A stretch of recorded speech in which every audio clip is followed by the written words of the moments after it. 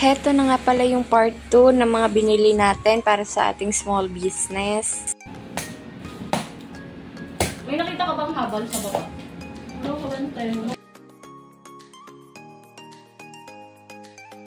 Mauni atong mga napalit. Ipapakita ko sa inyo yung mga nabili natin. Lahat nga pala ng nabili natin ngayon, sponsor po ito. Thank you po, Mother Glo. So, ito is para din tayo magtitimpla ng ating beef tapa, magmamarinate, diba? Dito natin yung mix para maganda siya tingnan. Meron na rin siyang takip. Maganda siya tingnan, diba? Kasi meron na siyang takip. Mas mahal kasi yung isa walang takip. Mas mahal siya. Mas maganda ito may takip. Dito na lang yung binili natin. Tapos, itong kawali, medyo malaki siya na konti. Sakto lang to para sa ating fried rice. Kasi syempre, pag gagawa tayo ng fried rice, like halo, ganyan. So, kailangan malaki para hindi magkalat. Ito naman is maliit lang para naman to sa mga ulam na lulutuin natin, like hotdog, ganyan. Yung saktong-sakto lang. May mas maliit pa dito.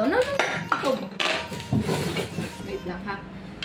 May mas maliit pa dito, pero ito talaga yung kinuha ko para makaprito tayo ng medyo malaki ng konti. So, okay na to. Ito, para sa chicken. Like, pang prito, di ba, mapatulo natin. Hindi siya sobrang mamantika. Kasi natulo naman. Gusto, hindi yung sinasabi ko. So, yan. Sandok. Siyempre, kailangan natin ng sandok. Tapos, itong kahoy. Di ba kasi minsan, kailangan dalawa yung sandok ng pag-ganyan, ganyan.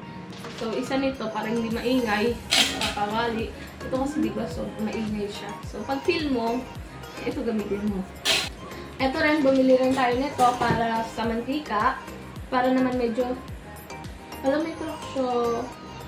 May crack siya. Okay. Hindi ko na-check, pero okay lang siya.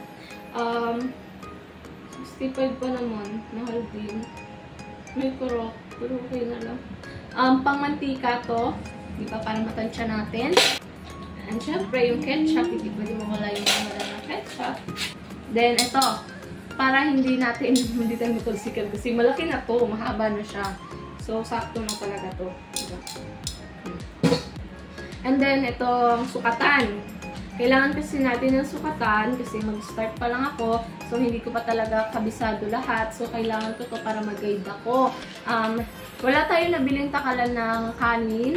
Kaya siguro ito na lang yung gagamitin natin, itong malaki. Feeling ko naman is same lang sila.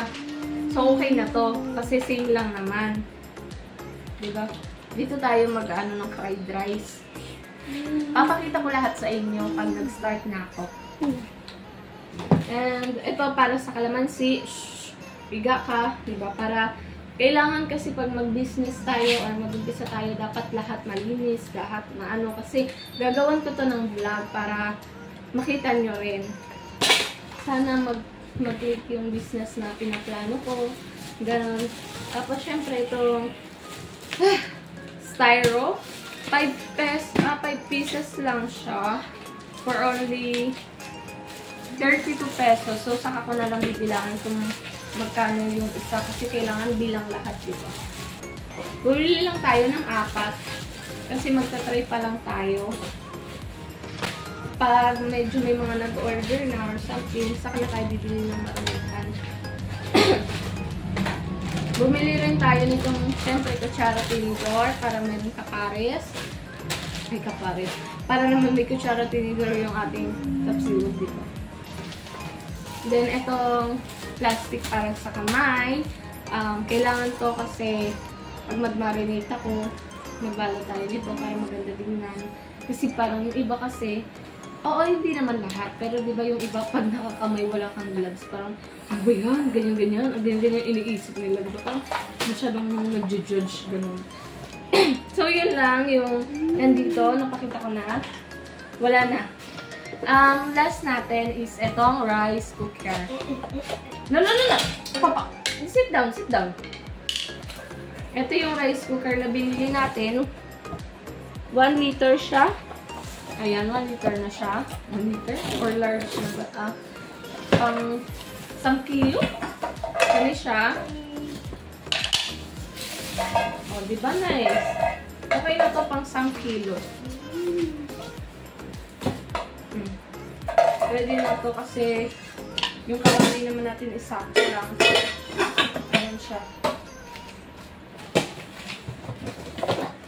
Sana magtagal tong rice cooker natin kasi hindi ako familiar sa brand niya. Unitech. Ayun yung brand niya. Hindi ako masyadong familiar, pero hopefully magtagal. Ayan. So, ito yung ating rice cooker. Kailangan kasi natin ng rice cooker. Siyempre, pag magsain tayo, bago i-fried rice, at dapat yung ano natin, yung isi-serve natin na kanin, is hindi yung sobrang bakaw, diba? Magsasain ka, tapos ipalamig mo ng 1 hour to 2 hours bago may fried rice, para fresh pa rin, diba? Then, meron na siyang free na sandok. Ito. So, yun lang. Thank you for watching. Mother Glow, maraming salamat ulit. Bye-bye!